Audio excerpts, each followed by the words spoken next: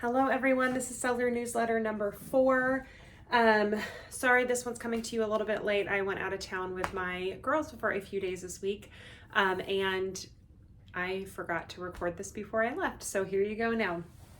All right, so as you're getting ready, another reminder about accepted items, especially if you are brand new to our sale. If you've never been to it before, you may be a little bit unclear on what we accept at our sale, so please make sure you take a look at that page. If you go to our website, littlebritchesales.com, go to sell and then accepted items, and it'll chart out for you everything that we do accept and everything that we definitely do not accept. So make sure you take a look at that. And if you ever have any questions, of course, don't hesitate to ask. I would rather answer a quick question. If you do realize that you put something in and then later you're tagging it or getting it ready or whatever, and you realize it is not good for the sale, you can go ahead and delete it out of the sale. Or if it is a fall winter item, if you realize it's better for that sale, you can just inactivate it. And then it will be in your system already for the fall winter sale. If you don't realize that it's not acceptable until after the sale, the system shuts down, just don't worry about it. It's not a big deal. Okay. Okay, remember, men and women's clothing is 20 total items unless you get approval from me.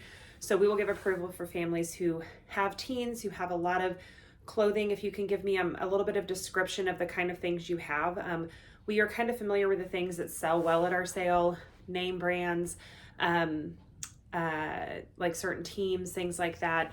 If we feel like you have a lot of things that are going to be very sellable, then we may grant approval to have more things. This is just an effort to make sure that families who have teens who maybe have way more than 20 items to get rid of are able to do that while making sure we're not filling the racks with things that are unlikely to sell. All right, so let me know if you have any questions about that. Remember, anything that is damaged or stained clothing wise is absolutely not allowed at the sale. I had a question in the group this week about like a toy. Toys we're a little more flexible with if they are still in working condition. If they are not in a usable condition, then of course they're not acceptable. If they just have some wear and tear, that's kind of par for the course with gently used toys. So just use your best judgment, but just also make sure that you're pricing accordingly. People will still buy well-used toys in a lot of circumstances, but they're going to want to get a really good deal on it. Okay. And then of course, make sure your items are clean. Okay.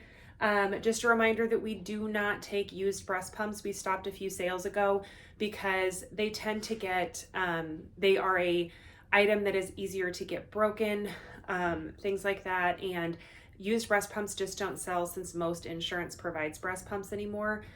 So we will still take new and packaged ones because those tend to sell, but price accordingly, knowing that a lot of people have access to free pumps. Life Choice Ministries, we do know in the past at least, has taken used breast pumps if you're looking for somewhere to send those, or Medela has a recycling program if you look on their website, but we do not accept used breast pumps.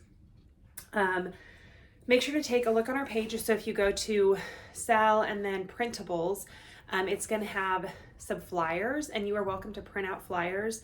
If you want to take it to your place of work, or if you have an idea, we do have volunteers who post flyers around several surrounding cities for us. But if you have somewhere that you want to leave flyers or whatever, go for it. We also have some postcards left that we could give you. We're running short on those. And I've got some color flyers that I would be happy to pass to you if you had somewhere to hang those as well.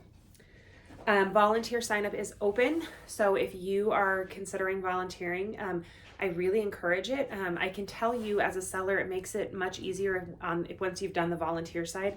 It's going to make you a better seller. You're going to see the kind of things that other people are bringing. You'll get a better understanding of pricing. You'll get a better understanding of how people package things, all that kind of stuff. And you get to shop earlier. So sellers shop at 6:30 on April 8th. Volunteers get to shop at 5:30. So you get in early, and then you can share your seller pass. And then just remember, when you signed up to sell, you signed the seller agreement.